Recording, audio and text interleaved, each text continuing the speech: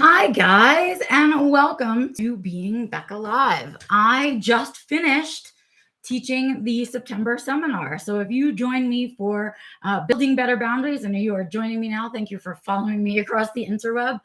It was an amazing, amazing one. And I really loved putting this one together and kind of going over all of that stuff with you guys. So if you missed it, I will have it up.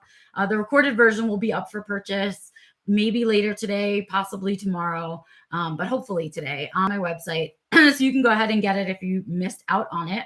And then, yeah, it went really well. I was excited with the turnout and excited with the questions and just, it was a really good meaty topic. And so I also announced while I was teaching the October seminar. So at the end of October, I haven't shared the date yet, and registration is not open yet, but it will be on time management and spoon management. That is what I'm going to be talking about in October. So get ready for the October seminar.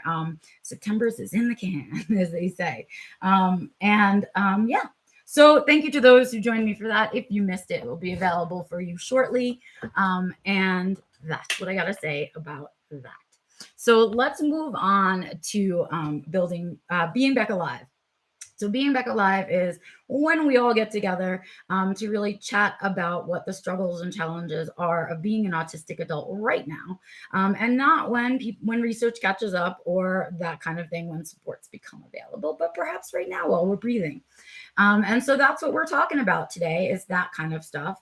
And the topic for today, I sort of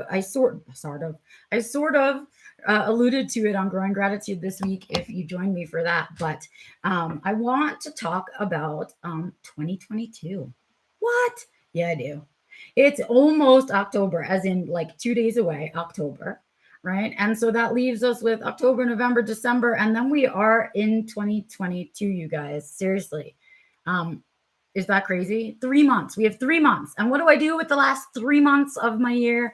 Besides that, I know that seasonal depression is coming for me directly, and lightening my load and releasing some of the things on my plate. The other thing that I do at this time of year is reflect.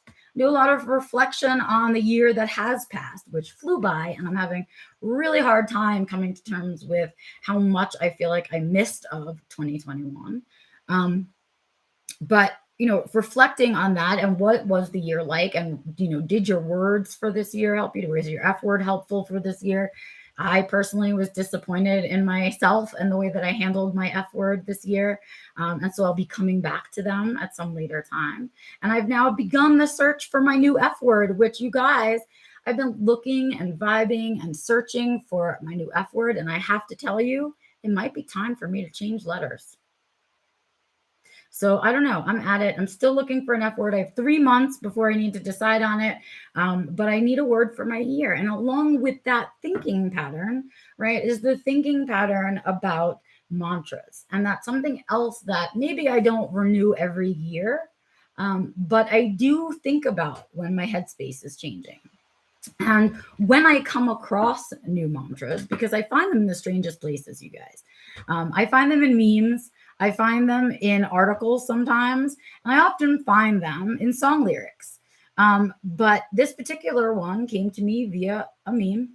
Oh, no, it wasn't. It was an article. It was the tail end of an article. It was like the end paragraph of an article I was reading on self-care. And I said, this is what I need in my life. This feeling. And so the one of my words, well, I'll get back to that. Okay, so here's my new mantra. And so when I get a new mantra, or I come up with a new mantra, which I love them to death, I don't get rid of the old ones, because they served a purpose and they were lessons to me, and they're important things to remember, and they have gotten me through certain situations, and who knows when those situations may arise again. So I never get rid of my mantras. I just add in.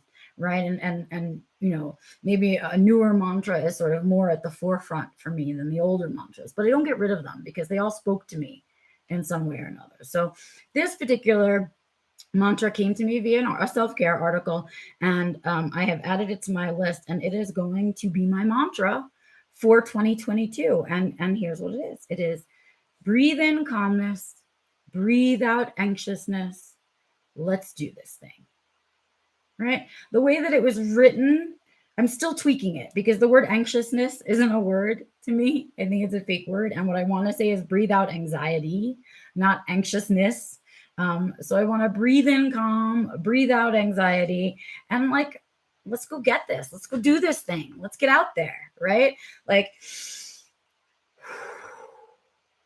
I'm ready, like that, right? I'm grounded, I'm ready, I'm here, right? And so it just spoke to me. And so it needs a little bit of tweaking, but it makes me feel a very particular way. I feel very grounded and very strong.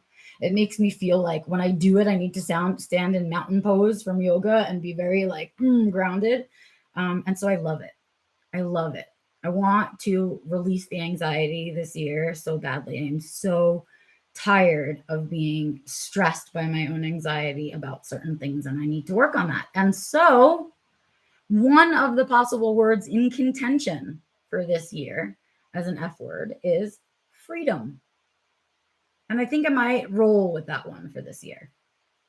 So, yeah, that's where I'm sitting. And I love this new mantra. And the reason I want to talk about it is because they come to you when you need them, and they come to you in whatever way. And that means to me, if I am in a public restroom washing my hands and there is a fantabulous sticker on the bathroom stall door that says something amazing that I want to use as my mantra, yeah, I'm using it off the bathroom stall. So what I want to say to you is open your mind a little bit. Know that mantras and F words and things like that come to you from the universe, which means they can show up anywhere, right? They show up anywhere in any part of your life. They show up in your input. And that's why our input is so important to control, because it controls what mantras get to us and what mantras don't. Right. And so it's coming from your input. And the way that you are digesting your input is when you know you found a mantra. And that's exactly what happened to me. I was reading this article about how we're all, that we're all very anxious people in the world that we've created, and that we need to remember that our good decisions come to us when we are calm. And good choices are made when we are calm. And that anxiety keeps us away from, sort of hinders our judgment in terms of choices and things. And so it's important when we're facing big, scary things to take that moment and breathe in the calmness, do mountain stance, breathe out the what ifs, and just be like, all right, I'm going to get this thing. I'm going to go do this thing, whatever it is, whether it's the supermarket shopping or giving a presentation or, I don't know, giving birth, whatever it is. We need to remember that we can do these things, and it's anxiety that's warping our judgment about it. So breathe in that calm and groundedness and breathe out that anxiety and go do it, man. Right? Brave and afraid all the time. Right? So that is where I'm at in terms of mantras. And I wanted you guys to know that I do change them, and I do the things, and I do practice what I preach in a very serious way. And it's that time of year, you guys. It's time for reflection. It's time for thinking of new F words, and time for deciding whether the F words from years past have done their job, right? It's an awareness of the thing that is passing, the awareness of the passing of time. And that if you understand that big old lesson that time is a non-renewable resource, right? We can't let it just disappear, right? And that's why I feel so upset about this year. I feel so disappointed in myself this year and I know the circumstances were bizarre. I've never been through a pandemic before. I've never been in quarantine for a year and then let free. You know what I mean? Like, it's just such a strange time to be going through things. So of course I struggled with it, but nonetheless, I'm disappointed. I'm disappointed that I didn't take more value from the time that I was given this year. Does that make sense? And I know I need to do better next year in a big way for myself. And that's just how I'm feeling. That's not to say that you should feel that way. But if you did have a year like I've had, where you feel like it disappeared on you, you're not sure that you even had the opportunities to use your F word. Like, that's how I feel. I did fun and flavor, but how am I supposed to do fun and flavor when I can't do anything? Right? So it was really a difficult challenge to have it this year. But I want you guys gearing in that way as we step into October, thinking about what 2021 has or has not taught you, right? Thinking about perspective 2022 and what you'd like to get out of it, right? Where do you want to see yourself? What do you want from it? Yeah, that stuff. It's like that time of year, you guys, as we, at least in the States, and this makes it so complicated for me because Australia, you're backwards to me. And I know that's not the right thing to say, because we're backwards to you, but right. It's a transition-y time for us here on the, in the Northern Hemisphere, right? It's a different time for us. It's very, it's indicative of change, but we're going fall into winter and you guys are going spring into summer. And here's the thing, spring is also a transitional period, right? And so I want us to think about these transitional periods as a way to ground ourselves that time is passing and that we must be aware that it is passing and we must be aware that we have to value it and all of those things. So I'm going to cut live stream just a tiny bit short this week because I did just teach that whole big long thing. And I really wanted to share my journey of my new mantra with you, even though it's not complete. And I wanted to share the beginning thoughts of my new F word and how I get there, because I want to inspire you guys to start doing that too. I would love more than anything in this world, almost more than you sharing this YouTube channel, almost more than you subscribing to this YouTube channel, almost more than your thumbs up. I would love to hear what you guys are thinking about at this point in 2021. How are you feeling about its passing? How are you feeling about the year coming? What are you feeling like you should look forward to? Are there things you want to change? Now is the transition time. Now we need to begin to realign ourselves for 2022. Now is, it's like that time. So share it with me. Please, you can email me directly at info@beccalaurie.com and share with me that way. Or what would be way more fun than that would be if you shared it in the comments wherever you're watching this video so other folks can engage as well. I just like to know if I'm the only one doing these things, if they only work for me, if you've not tried it before and you do and you think it does or doesn't work. Like, I love that communication. I love knowing where you guys and how and when you approach certain things. Because it helps me to decide how and when I approach things too. Maybe you do your think backs at a different time of year, and maybe I should consider that. All of those things. We are constantly learning from each other, and we can't be if we're not sharing in a really visceral public way. So please comment wherever you're watching this video on what you're thinking about 2022 and how you're feeling about the passing of 2021, right? Where to put those emotions and how we're feeling about it. I'd love to hear from you guys. Yeah, so that's it for me today. Again, the seminar was live just now, and the recording will be available for purchase if you're interested in finding more about building better boundaries.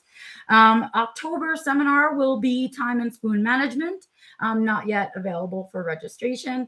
And of course, I'm currently running through the course now, but in a few months, it will be recorded and up on my website until I get into fall. And if you're interested in the fall live cohort, please email me at info@beccalaurie.com and I will get you on the wait list for that.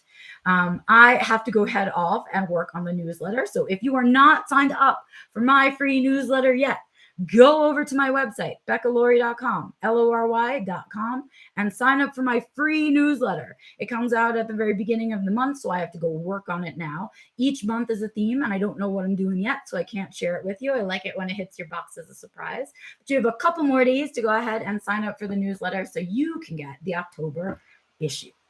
Boof.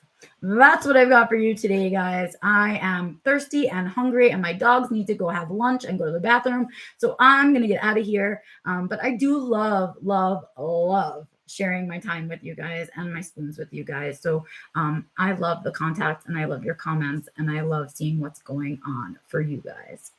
Have a great rest of your Wednesday. I will be back here at the old original time for Growing Gratitude on Sunday at 10 a.m. Which again, returning back to its good old time.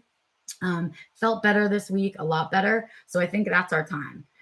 So Sunday, 10 a.m. Mountain Standard Time is Growing Gratitude. And then, of course, I'll be back next Wednesday with the next Being Becca Live right here at 11 a.m. Mountain Standard Time. Until then, you guys, I will see you out and about on the interwebs. Get on out there and seek joy, create joy, share joy, all the joys. And I'll see you next time. Thanks so much, you guys. Bye.